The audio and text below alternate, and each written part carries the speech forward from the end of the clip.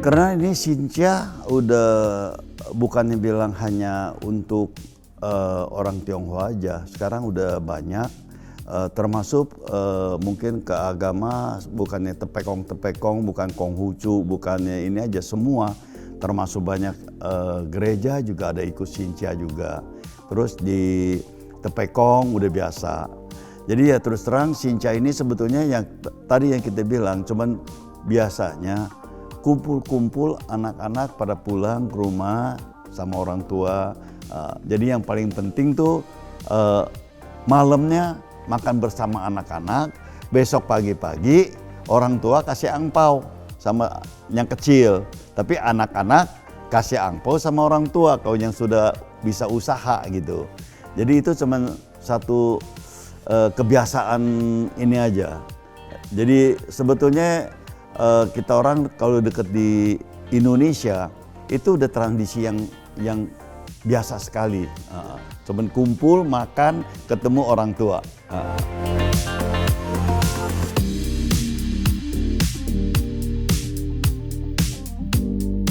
Lebih banyak kalau saya udah berapa ini lebih banyak di rumah. Karena di rumah anak-anak pada kumpul, jadi lebih bisa menyatu.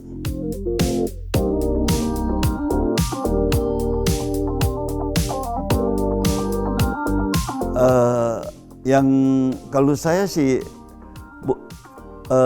badan sehat itu bukannya bilang pangkal ada uang atau olahraga, bukan begitu aja sih Pak. Tapi yang paling penting kita punya hati itu mesti lebih, jangan terlalu capek hati. Kalau olahragawan juga belum tentu panjang umur. Orang kaya juga banyak belum tentu panjang umur. Tapi berbalik, kalau umpamanya dia banyak sosial, terus dia punya pemikirannya nggak kiji, maksudnya nggak terlalu ini, mungkin bisa lebih jaga badan kita. Karena badan kita rusak itu kalau kita mikir terlalu ekstrim. Terlalu dendam sama orang. Nah itu mungkin buat kesehatan kita yang nggak benar gitu.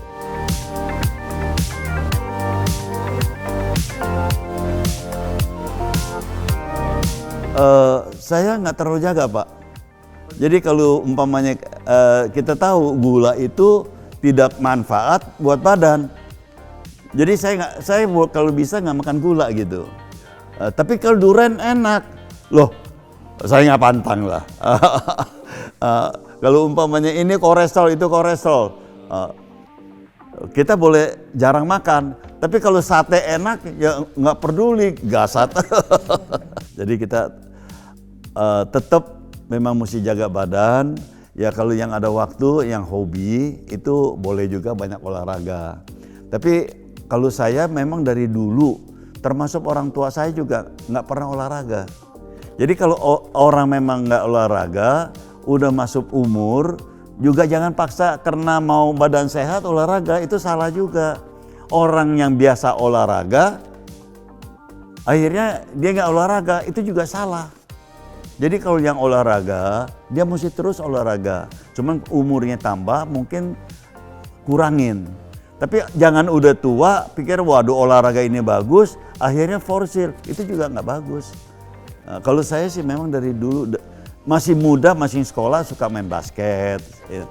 Tapi sejak nggak sekolah itu saya udah nggak ada olahraga sama sekali. Orang semua ada pusing Pak.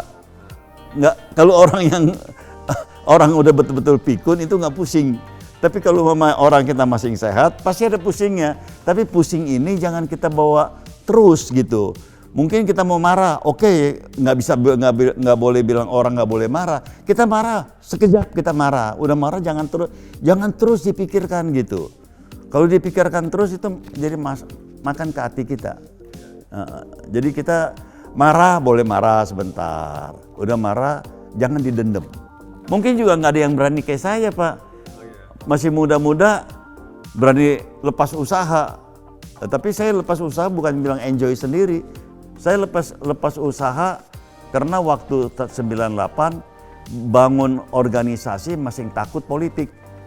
Dan juga ini, jadi saya lepas usaha karena saya nggak mau saya punya usaha kebawa ke organisasi. Ya sekarang juga terus terang, biarpun kenalan teman banyak, kita cuman hanya sekedar teman dia sebagai pejabat. Saya lebih banyak sama pejabat pun hanya memberi, saya tidak pernah minta. Jadi umpamanya kayak kenal gubernur, ya mungkin berbalik kita kasih gubernur sesuatu, bukan kasih duit, tapi maksudnya kayak kita di Lombok, kita sampai bantu di Lombok lagi waktu musibah gempa bumi, saya sendiri 30 kali lebih ke sana. Terus ke korban-korban Cianjur kemarin, Pak. Saya udah 3 kali, besok saya pergi lagi.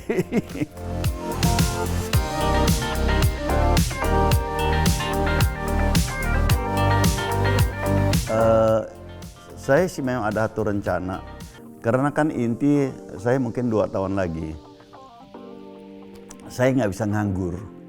Jadi memang saya ada rencana, mungkin saya mau bangun satu sekolah tinggi.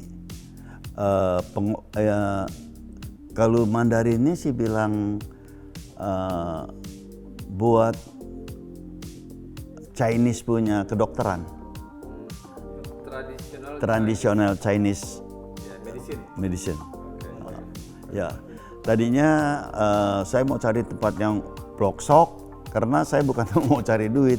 Jadi adik-adik yang udah lulus SMA yang mau neruskan ini mungkin saya tampung. Jadi ada duit dia bayar, nggak ada duit di sekolah dulu. Nanti itu kalau sekolah itu kira-kira dia 4 tahun 5 tahun itu dia udah bisa ngobat. Paling sedikit dia punya tusuk jarum, punya tuina yang namanya, kalau kita bilang pijit, sebetulnya itu tuina buat urat.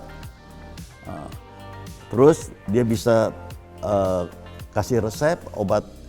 Sampai saat ini saya lihat terus terang sih obat-obat begini yang tidak ada efek sampingannya, Pak. Sampai saat ini, apalagi dulu ada dari sekolah kedokteran ini di China minta saya bantu, dia yang keluar modal semua. Tapi waktu itu saya masih enggak. Tapi sekarang ini saya berasa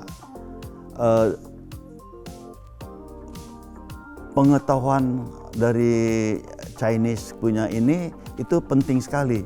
Karena bukan apa, benar juga kalau kita begitu sakit, kalau dokter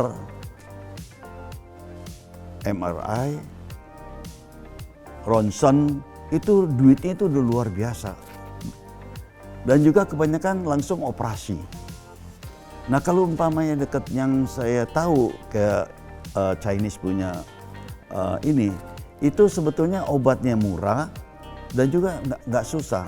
Sekarang ini juga banyak, apalagi kalau umpamanya namanya stroke, itu boleh juga coba kalau umpamanya saudara-saudara ada yang itu ditusuk jarum, Pak. Saya udah kurang lebih 10 lebih teman saya begitu stroke, begitu ini saya suruh tusuk jarum. Karena tusuk jarum kalau orang yang baru stroke itu penyakitnya mungkin lebih gampang diberes. Karena itu stroke itu kan dari syaraf-syaraf lebih banyak. Jadi saya udah dengan umur saya sekarang ini, saya juga sudah banyak sekolahan, banyak bantu juga rumah sakit, tapi hanya bantu sama ini. Jadi kalau udah tua begini, saya pikir saya mau satu sendiri yang saya punya gitu. Jadi saya bisa bawa adik-adik kita yang perlu, mungkin satu kelompok ini saya bisa didik, akhirnya adik-adik ini bisa berkarya, kan buat saya juga, buat hari tuanya lebih senang lah. Tujuan saya. Saya udah bilang banyak teman sih, ayo sekarang bantu saya izin-izinnya lah. Tadinya sih saya mau cari tempat pelosok, saya bilang, jadi saya mau punya, dia punya sekolahan, saya punya mes buat adik-adik kita sekolah. Jadi kita kalau kasarnya kita terpencilin supaya adik-adik ini sekolahnya fokus. Terus nanti dari sana udah ada sekolah, udah ada mes, mungkin saya bikin lagi sekolah buat keterampilan. Terus mungkin saya bikin juga buat jompo, tapi saya nggak bilangnya jompo. Karena kita udah ada ahli-ahli tenaganya begitu. Tapi kemarin itu ada yang bilang saya salah. Kalau udah punya sekolahan ini, mesti ada rumah sakitnya. Jadi dokter-dokter yang hebat, dia selain dari ngajar, dia juga bisa praktek. Kalau nggak dia ngajar doang, ada waktu lebih, akhirnya sayang gitu. Jadi ya saya pikir ya boleh juga. Jadi mungkin saya ada rencana nggak bilang katanya di pinggir kota dah. Mungkin yang agak lumayan padat gitu.